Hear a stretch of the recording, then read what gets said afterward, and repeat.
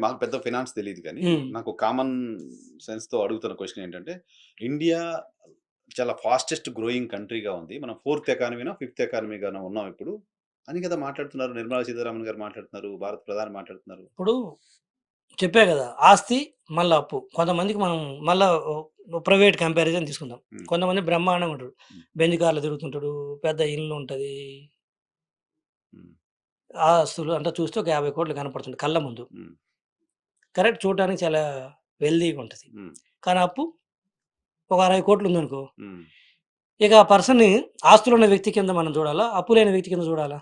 Obviously ఆ! ఓ 10 50,00,00,000 ఆస్తి ఉండి 60,00,00,000 అప్పు ఉంటే ఏమనాలి? హుహు. హుహు. అలానే ఈరోజు మనది థర్డ్ లార్జెస్ట్ గాని, ఫోర్త్ లార్జెస్ట్ గాని ఒకటి ఇక్కడ విమర్శ పక్కన పెడితే విమర్శ కాదు. ప్రాక్టికల్‌గా తెలియాలి కదా జనాలకి. ప్రాక్టికల్‌గా ఆ! మాట్లాడుకుంటే, ఓపెన్‌గా మాట్లాడుకుంటే ఇది ఫ్యాక్ట్. నీకు ఆస్తి ఎంత? అప్పెంత? హ్మ్. ఈరోజు దాదాపు 250,00,000 కోట్ల భారతదేశం అప్పు. 180,00,000,00,000 నేను విన్నాను. 250,00,000 కోట్ల రూపాయలు. Oh my God! ఆ! అందులో దాదాపు 25% ఫారిన్ నుంచి తెచ్చుకున్నవి. అది వరల్డ్ బ్యాంక్ గావచ్చు, ఎక్స్టర్నల్ కమర్షియల్ బారోయింగ్స్ గావచ్చు, హ్మ్. లేతే ఏడీబీ నుంచి అంటే మల్టీనేషనల్ ఏజెన్సీస్ అంటారు. హ్మ్. Multilateral agencies. ఇవన్నీ ఉన్నవి. దాని డెట్ సర్వీసింగ్‌కి మళ్ళా నువ్వు ఫారిన్ నుంచి తెచ్చుకున్నోడికి నువ్వు అసలు గాని, వడ్డీ గాని మళ్ళా సేమ్ డాలర్స్‌లో పే చేయాలి. డాలర్స్‌లో పే అంటే చేయాలి. అక్కడ కూడా దీని మీద ఇంపాక్ట్ పడతది. అంటే హ్మ్. 250,00,000 కోట్ల రూపాయలు దాదాపు భారతదేశం అప్పు ఉంటే, ఇంకొక 125,00,000 కోట్ల అప్పు రాష్ట్రాలు చేసున్నాయి. ఉన్నాయి. ఓకే. అవును. అంటే దాదాపు 375,00,000 కోట్ల రూపాయలు ఈరోజు భారతదేశం అప్పు. Oh my knee God! భారతదేశ జీడీపీ ఎంత?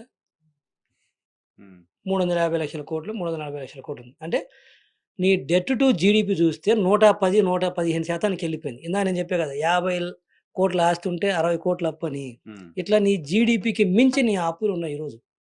నువ్వు స్టేట్ అప్పులు నువ్వు కాదనగలమా? ఎట్లా when government it comes approval to తెచ్చి ఎఫ్ఆర్‌బిఐ బిగ్గర్ నుంచి. పిక్చర్‌కొచ్చినప్పుడు మొత్తం దేశానికి సమస్యొచ్చినప్పుడు మొత్తం కట్టాలి గదా! హ్మ్. సో, ఇంకా ఏం చెప్దాం? ఎంత ఆస్తి ఉంటే లాభమేమి? ఆస్తిపరుడెప్పుడు? హ్మ్. నీ ఆస్తులు ఎక్కువుండి నీకు అప్పు తక్కువున్నప్పుడు. హ్మ్. దాంతో పోలిస్తే అసలు అప్పు లేకుండా 10,00,000 ఆస్తున్నోడు కూడా ఆస్తిపరుడే కదా! కరెక్ట్? వాడు రిచ్చోడు. హ్మ్. హ్మ్. హ్మ్. ఇది మనం థర్డ్ లార్జెస్ట్ అయితేంది, ఫస్ట్ లార్జెస్ట్ అయితే ఏముంది? ఓకే. ఓకే. నంబర్ 1 అయితే ఏంటి? హుహు. హుహు. సో, అది. ఈరోజు ఈ పరిస్థితి అంటే చెప్తున్నా ఇందాక ఎలక్ట్రానిక్స్ ఇట్‌సెల్ఫ్ దాదాపు 100 నుంచి 110 అంటే 100-110 బిలియన్ డాలర్స్ ఇంపోర్ట్ చేసుకుంటున్నాం. ఎలక్ట్రానిక్స్. Pure electronics. దాదాపు అందులో 80% మనం ఫోకస్ చేస్తే అంటే దాదాపు 80-90 బిలియన్ డాలర్స్ సేవ్ చేయొచ్చు. ఇండియాలో ఇది తయారు చేయగలిగితే. అది చేయలేనిదేం కాదు కదా! అదే నేను చెప్తున్నా. చేయలేనిది కాదంటున్నాను. అది ఈ 20 ఏళ్ళు, 30 ఏళ్ళు, 40 ఏళ్ల నుంచి చూస్తున్నాం. డీజిల్ మనం తయారు చేయలేం కానీ ఇక్కడ కొన్ని ఇటుసెల్ఫ్ దొరక్కపోవచ్చు అవ్వచ్చు. నేచురల్ హ్మ్. రిసోర్స్ అని. హ్మ్. బట్ ఇలాంటివి దానివల్ల ఏమవుతుంది? ఎలక్ట్రానిక్స్ లాంటివి తయారు చేయగలిగితే ఎంత క్వాలిటీ మ్యాన్ పవర్‌కి మనం అంటే ఎంత జాబ్స్ ఇవ్వచ్చు, ఎంత క్వాలిటీ జాబ్స్ ఇవ్వచ్చు. హ్మ్. ఈరోజు ఇండియాలో ఇస్తున్న జాబ్స్ ఏంటి? Gig jobs. అవును. నిజమే. స్విగ్గీ హ్మ్. బాయ్స్, స్విగ్గీలు, జొమాటోలు, జొమాటోలు, ఊబర్ డ్రైవర్లు. ఊబర్ డ్రైవర్లు, హ్మ్. ఓలా డ్రైవర్లు హ్మ్. ఇలాంటి జాబ్స్ ఇస్తూ హ్మ్. ప్రభుత్వము వీటిని లెక్కల్లోకి తీసుకొని మేము ఈరోజు ప్రైవేట్ సెక్టార్‌లో ఇంత ఎంప్లాయ్‌మెంట్ క్రియేట్ చేశాము అని చెప్తుంటే ఇంక ఏం నవ్వాలా? ఏడవాలా?